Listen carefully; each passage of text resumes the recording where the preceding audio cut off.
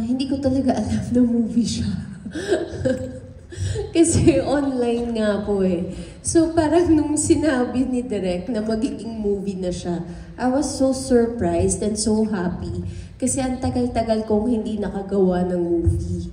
So parang ang huling movie ko, siguro sabihin natin I was just 18 years old, 19 years old pa yata nung time na yon. So ang tagal. So nung sinabi na gagawin ng movie yung Layas, sobrang ako na-excite na parang, uy, makikita ko na naman yung sarili ko sa cinema. So sobrang happy ako dito. So, hindi naman kinailangang magpaalam ka sa hobby mo na aarte ka uli. Hindi naman. Actually, before ako pumasok ulit sa pag-arte, nagpaalam muna ako kung papayagan niya ako kasi syempre, siya yung asawa ko eh. So, sabi naman niya kung saan ako magiging masaya and alam niya na hinahanap-hanap ko talaga. So, sabi niya, susuportahan niya ako all the way. By the way, si Richard nandito. Kasama. In-escort siya nila. Akala ko kasama din sa movie. Hindi. Nag-escort lang siya to support Nadine Scamba. Pero gaano katagal na din yung shooting days? Actually, here I just got 3 days. 3 days po ako dito, yung role ko. So short lang naman. Yes, kasi ako yung lumaking Sabina. Pero after this ba, babalik ka na rin talaga sa acting, like tuwing teleserye? Yes, actually I'm doing right now. I'm currently doing Forever Young na ipapalabas this year sa GMA. Sa panghapon po siya. Okay, congratulations na Thank din. you. To all the cast naman, or kung sino lang gustong sumagot, meron, since i-relate lang natin doon sa title ng movie, meron ba kayong experience when you were younger na nag-try kayo or parang ginusto niyong maglayas because naging rebelde or something? So, si Alex talaga yung pinpoint. Janice, by the way, siya po si Janice Navida of Bulgar.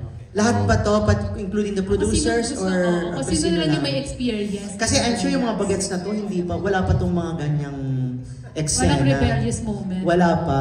Si Alex lang talaga yung ganyang image.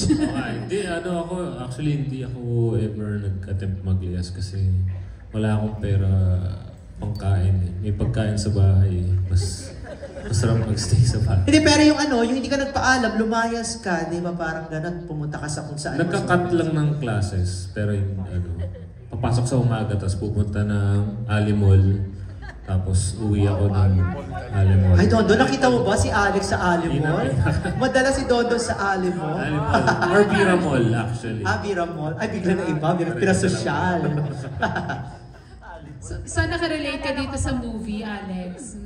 Actually, yun nga, 3 days. Medyo, I wish I had more time kasi looking back, very nuanced, very maraming layers yung character. Sana yung minimension nga na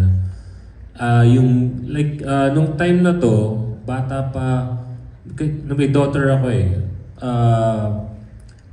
Nung time na shoot namin to, mabilis na lang, and young pa yung daughter, she was 2 years old pa lang. So wala pa ako nung layers na I can relate na if we shot it now, I would have added more kasi now I get kung paano mga bata, mag-isip sila and how everything is so pure.